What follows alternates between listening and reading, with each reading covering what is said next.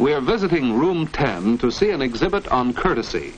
May I present Mrs. Anderson and her son Bill, who is in the class. They too have come to watch to see if the people actually display courtesy. Watch how Pete and Marion act as host and hostess. They know that courtesy means showing respect, thinking of the other person, real friendliness. When Pete mentions the neat job Bill did on the exhibit, Bill is pleased. That's courtesy at work. You can see, too, that everyone in the class must have done a great deal of thinking about courtesy and much work to prepare these posters and the rest of the exhibit. Bill is especially proud of his part in the exhibit. The artwork on this large poster, ways to show that we are thinking of other people. We help to make our meetings with other people courteous by using such words as please. Whenever we ask for anything, it shows our friendliness and courtesy if we ask with please. On the other hand, thank you is a simple way to repay those who do things for you. Another expression we need all the time is excuse me. It lets other people know that you are thinking of them when you say excuse me. Still, another way to smooth your meetings with other people is may I. If you must interrupt, 2 words will show that you mean well. Simply, may I? Notice how pleasant and thoughtful Mrs. Anderson is as she expresses interest in Bill's ideas on the poster. Bill graciously shares the credit with his classmates. It was a joint project, he explains, during their study of courtesy. While Pete and Marion posed, Bill sketched the action. Please.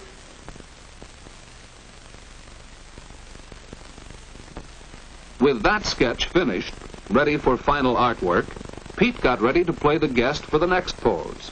Marion was the hostess, offering him a cookie. Thank you. Pete showed that he appreciated her kindness.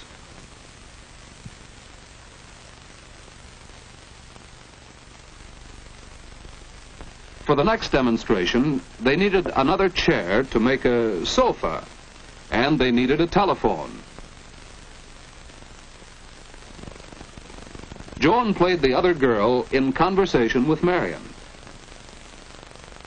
Marion had to interrupt to answer the phone. Please excuse me. She was pleasant and courteous as she excused herself. In the next pose, Marion had something important to say, or else she wouldn't have interrupted. May I? Marion is considerate of her friends. Besides these examples of courtesy, there are others. For instance, Mrs. Anderson's way of constructive suggestion. And notice how Bill begins his reply. It's really quite good, Bill. But don't you think these courteous ways can be used in more than just these 4 situations? Oh, yes, you're right, Mother. That's why we put the captions on the poster. We need them all the time.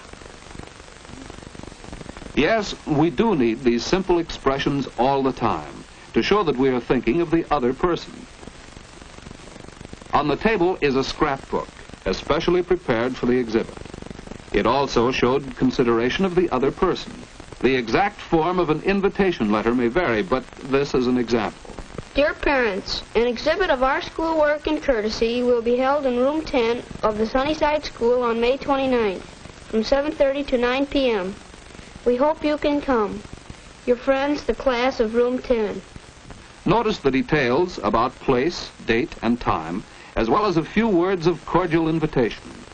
This type of invitation needs no acceptance, but the class prepared an example of one for their scrapbook. Dear friends, we thank you very much for the invitation to your exhibit in room 10 of the Sunnyside School on May 29 from 7:30 to 9 p.m. We shall be pleased to see your work on courtesy.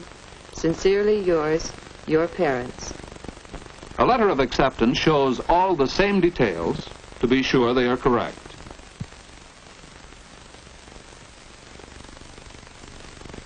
There is also a sample letter of regret stating why the person could not accept. On the next few pages of the scrapbook are drawings and poems Pete had made about courtesy when using the telephone. Answer promptly. Don't keep the other person waiting.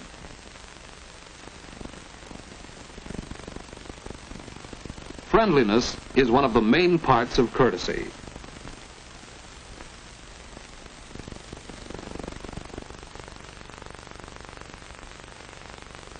It saves time and makes your conversation more pleasant if you speak distinctly.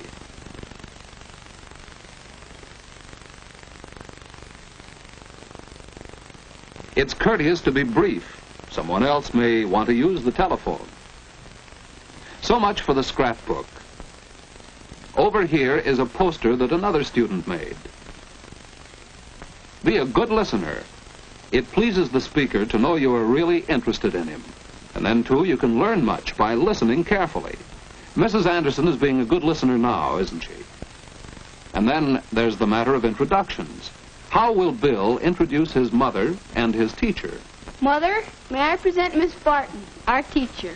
See how Bill shows respect to his mother by mentioning her first. Because she is the older woman, he presents Miss Barton to her. And he helps their conversation get started by explaining who Miss Barton is. It's so nice to meet you, Mrs. Anderson. Bill has told me how much he enjoys your class. He's learned so much about courtesy. How did you teach him to make such a polite introduction? Perhaps Bill should explain that, Mrs. Anderson. Well, in our practice in class, we learned that introducing people was just a matter of showing respect. Marion, I'd like to introduce my friend Pete. Bill mentioned the girl's name first and showed respect by presenting the boy to her. You can mention either name first with two boys of the same age. Bill, this is Pete. Pete Dawson, Bill Anderson. How do you do, Bill? Hello, Pete. So the poster that grew out of this practice is included in the exhibit. And that's how the class learned that introductions are really easy. Just remember to show respect.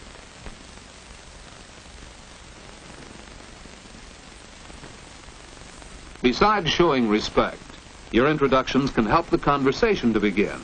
Notice how Bill's mother introduces her friends, Mr. and Mrs. Hall. Mrs. Hall, this is Miss Barton, the teacher in this room. Mrs. Hall is Joan Hall's mother. Miss Barton, as hostess, offers her hand. Next, Mr. Hall is presented to Miss Barton. And finally, Bill is presented to Mr. and Mrs. Hall. Remember the order? There's a technique to shaking hands. No one likes to have his hand crushed by a bear, nor to clasp one like this, sometimes referred to as dead fish.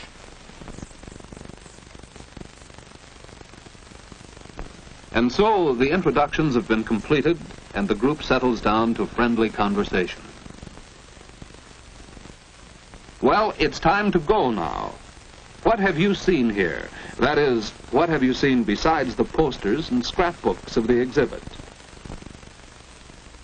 As you watch the host and hostess, their pleasant manner standing at the door to thank their guests for coming, as you see the guests reply graciously, you realize that it's the simple things, being friendly, thinking of the other person, and showing respect that make up everyday courtesy. Real living courtesy has made the evening a pleasure and a success.